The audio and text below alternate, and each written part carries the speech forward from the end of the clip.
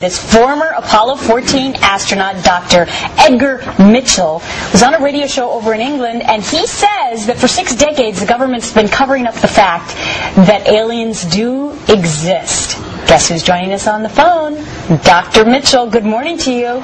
Good morning. Dr. Mitchell, you've walked on the moon, you've done so much, we've had a fantastic career. How long have you known that we've had contact with aliens? Well, the rumor, see, I grew up in Roswell, where the so-called Roswell incident took place.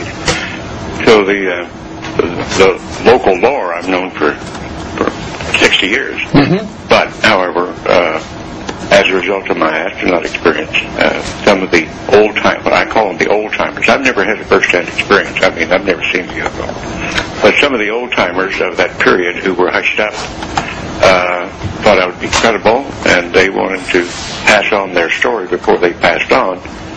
So I was contacted, and I was told their stories many years ago. Okay, Edgar, who are the people who told you there were aliens, and how would they know? Well, because some of the people, I'm not going to give names, because some of the people were just locals involved in the so-called Roswell crash when that happened, and also my folks were ranchers in that area, and we knew all the ranch people. So people who saw something?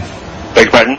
People who saw something. Some of the people who saw something and were in military or intelligence activities at that point, and were under very severe secrecy oaths at that point throughout their life. Because, Dr. Mitchell, that was my whole point when we discussed this earlier today, was what kind of secrecy document would you have to sign if you were given this type of privileged information? In those days, there wasn't a document. Yeah. They were threatened. I mean, there was real threat. You're not going to talk about this. What, from the government threatening? Yeah, right. Now, let me ask you, you said that these creatures are small, with big heads and big eyes? We don't know that. I don't know that personally. I haven't seen them. But is that what they told you? Is that what your sources told you? That's what the lore is. I mean, the normal... But who told you about the lure? Like about what, please? Like, for example, when you talk to these people who wanted their stories to live on because they won't... It was just to confirm that the Roswell incident did take place, and it wasn't... The government knew it was an alien spacecraft. Now, it was about 10 years ago. You had a press conference where you laid all these facts bare. You talked about this in public. I actually went to the Pentagon and was talked to intelligence officer at the Joint Chiefs of Staff. Yeah. And he said, I don't know about this, but I'm going to find out. All right. And he eventually called me back and said, you're right, but he couldn't get in and get access to it. What's that guy's name?